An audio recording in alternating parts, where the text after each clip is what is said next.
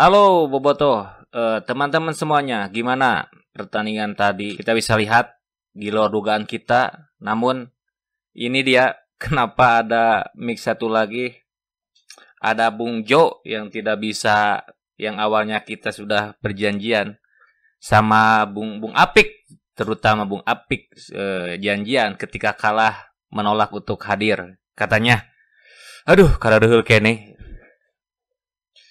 Oke, assalamualaikum warahmatullahi wabarakatuh untuk teman-temanku semuanya. Semoga kalian sehat selalu. Gimana ini, teman-teman analisanya? Kalau saya sih simple, nggak akan terlalu membahas lebih dalam karena efek yang mungkin yang kita bisa nanti kita akan sebutkan, kawan-kawanku. Oke, kita akan sebutkan terlebih dahulu gol-gol dari match terakhir ketiga empat ini, juga perpisahan dari Made. Legend, ini murni legend. Sudah lama mendapatkan gelar dan sangat loyalitas di Persib Bandung, layak untuk diapresiasi. Namun perpisahan ini pahit. Berbeda di Persis Solo, Ferdinand Sinaga dengan golnya, dia menciptakan gol. Juga dia menangis, menarik sekali, dan selamat juga untuk Persija Jakarta menjadi posisi kedua. Menurut saya itu layak.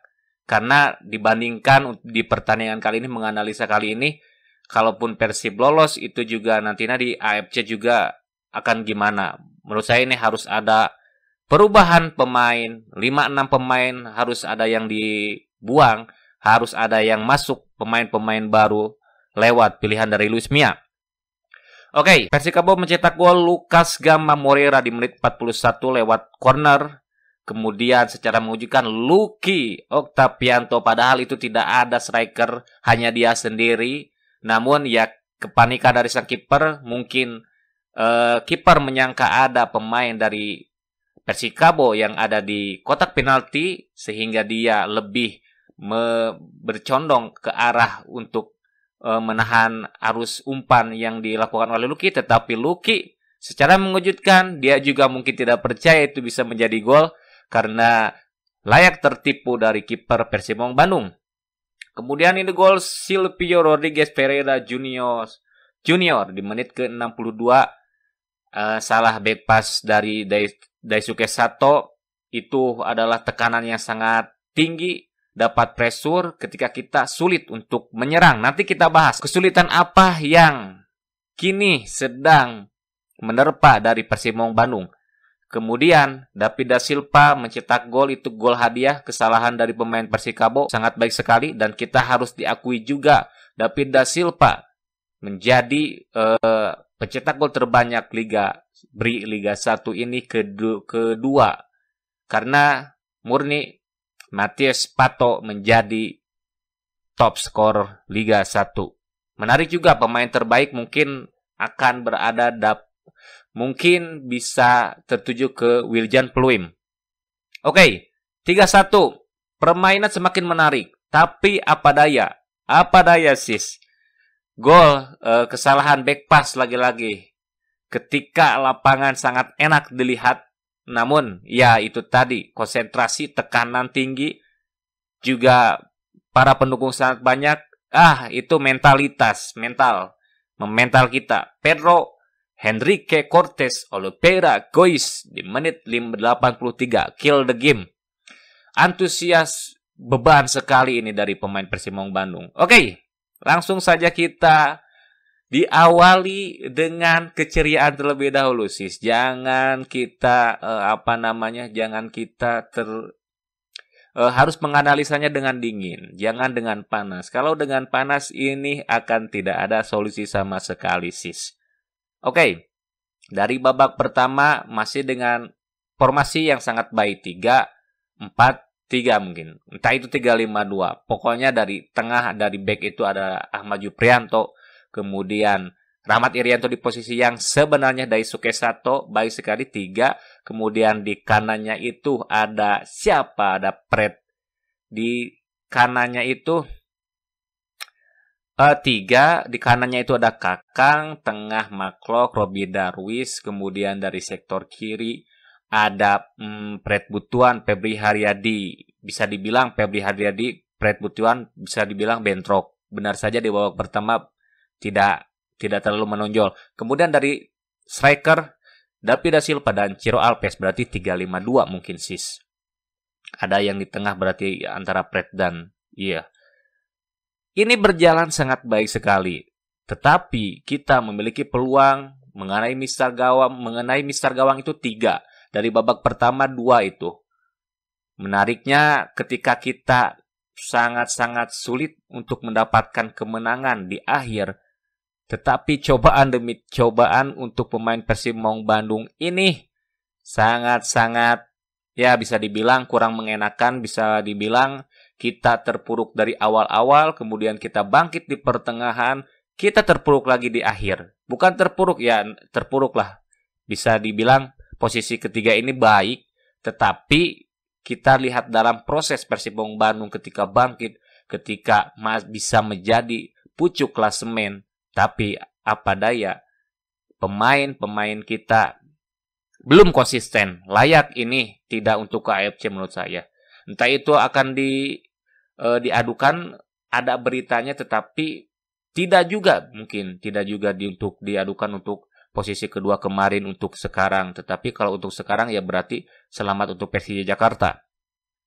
Kita akan dari semua permainan Persikabo mengandalkan defense untuk menyerang. Mereka bukan hanya sekedar bertahan, tetapi mereka mencari sisi-sisi lemah dari Persib Maung Bandung.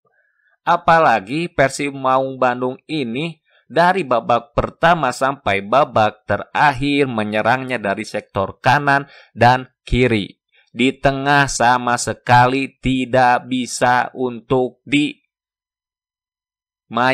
oleh pemain Persib Maung Bandung ini. Menurut saya letak dari Persib Maung Bandung kebingungan tidak adanya seseorang pemain yang menjadi otak serangan dari pemain Persib Bandung, yaitu attacking midfielder.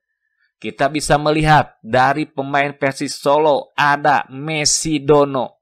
Dari Persibaya aja J Valente. Itu bisa menghubungkan antara pemain tengah, kemudian pemain belakang, ke tengah, ke sayap. Siapa yang mengatur? Itu adalah attacking midfielder. Di Persib tidak ada sama sekali. Dari PSM Makassar, Wiljan Pluim. Bisa kita lihat, Persib tidak bisa, ataupun sangat-sangat jarang memainkan permainan dari sektor tengah. Melakukan terupas, kemudian alur bola, kemudian arus bola dipindahkan dari kanan ke kiri, terupasnya sangat, kita bisa dilihat ini mudah ditebak oleh pemain Persikabo. Bisa kita lihat Ciro Alves beberapa kali dia melakukan cutback. Namun bisa kita lihat juga pemain dari Persikabo rapat itu. 1-2 itu rapat di kotak penalti sehingga pergerakan dari David da Silva mudah untuk dikawal oleh para pemain Persikabo. Lukas sangat-sangat baik sekali. Ini murni tidak ada yang salah karena pelatih tidak memiliki seseorang ataupun pemain yang bisa diandalkan dari sektor tengah. Ini sangat-sangat berpengaruh sekali pemain dari attacking midfielder untuk sebuah tim kawan. Kita bisa lihat Persib hanya terhubung dari back ke sayap. Ke tengah itu mereka kesulitan. Kemudian ketika kita menyerang, pemain tengah kita masuk. Dan di sana ada pemain Persikabo untuk melakukan counter. Defend counter, long pass. Mengandalkan dari Silvio. Pergerakan dari Pedro. Pedro ini pemain ngeyel. Dia bisa melakukan provokasi yang juga bisa membuat mental pemain kita ini agak-agak terpancing juga. Menarik ini formasi yang dilakukan oleh Persikabo. Mereka menumpuk di area tengah, menyulitkan untuk para pemain Persib Bandung melakukan permainan tiki-takanya di tengah. Persib tidak bisa melakukan pemain-pemain dari Persib Maung Bandung untuk di kotak di tengah-tengah itu tidak bisa. Kalaupun ada Beckham itu mungkin ada dari sentuhan-sentuhan dari dari lapangan tengah bisa dikuasai oleh Persib Maung Bandung. Namun ini tidak ada sama sekali, kawan.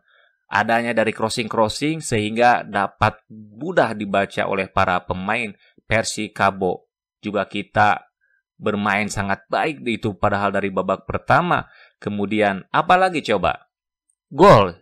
Kita menunggu gol dari babak pertama. Ketika mencetak gol, mental pemain kita masih aman, kawan. Sampai babak kedua itu masih aman. Dan ketika babak kedua kita masih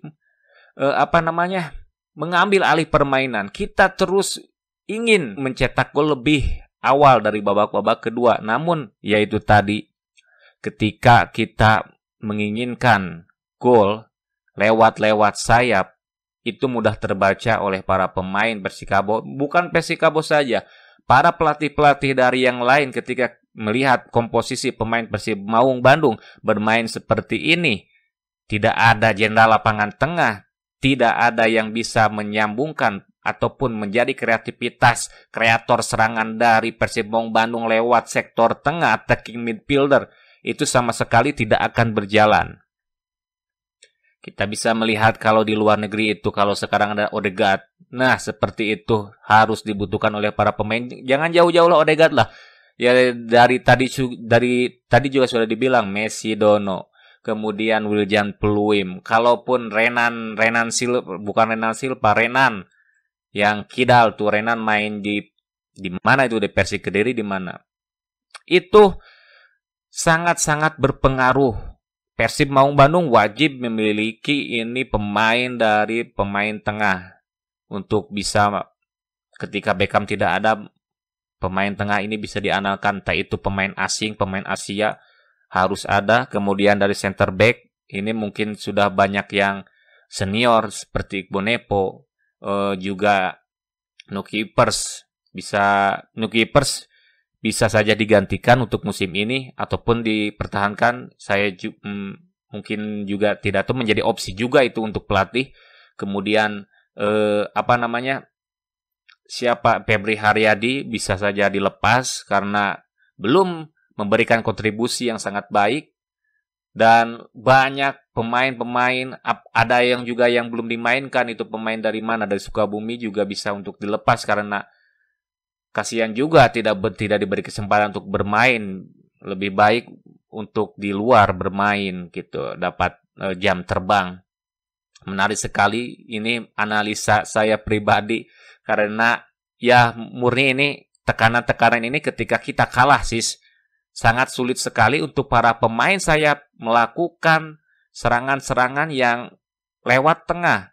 Kemudian ketika sudut wilayahnya sempit, seperti gol dari Daisuke Sato itu akibat kepanikan, kemudian mencoba back pass bukan dengan bukan dengan kaki yang terbaiknya, sehingga kesalahan bisa saja terjadi ketika sudut wilayah kita sempit, dapat tekanan, dan pemain dari Persikabo bermain dengan ringan, tidak ada beban. Persib lagi-lagi beban dan mental. Terciptalah gol dari Silvio Rodriguez. Kemudian Rahmat Irianto kill the game. Dan apa yang bisa kata, juga sangat disayangkan sekali, adanya petasan di akhir laga ini. Bukannya kita memberikan tepuk tangan untuk Imade, tapi mungkin kekesalan penonton kita, it's okay, mungkin kesalahan mereka dapat diredam, tetapi mungkin adanya provokasi ataupun terjatuh dari pemain Persikabo juga itu mengacu amarah. Namun bukan itu sih. Kalau pemain untuk melakukan provokasi itu adalah hak mereka, dan itu strategi, bisa dibilang strategi. Entah itu kita mengundur lewat jatuh, entah itu pemain mengundur-undur waktu dengan membawa bola, kemudian ngeyel, dan lain-lain. Itu kedewasaan yang kita bisa ciptakan. Maklok kena mental, tetapi dia masih bisa untuk menahan emosinya. Tapi untuk penonton ya itu tadi banyak sekali itu yang dinyalakan, dan itu mungkin juga dapat sanksi juga. Saya tidak akan membahas penuh ke sana. Dan ya, dari semua pernyataan-pernyataan ini sangat simpel sekali untuk kita bahas. Ya memang pemain kita tidak memiliki pemain kreativitas dari sektor tengah. Tidak ada yang bisa menghubungkan antara back kemudian menyerang. Bisa kita lihat gol-gol dari Persimong Bandung, kalaupun enggak di sayap itu lewat aksi dari Ciro Alves dan juga David da Silva. Ketika untuk diajak bekerja sama dalam bermain, David da Silva tidak bisa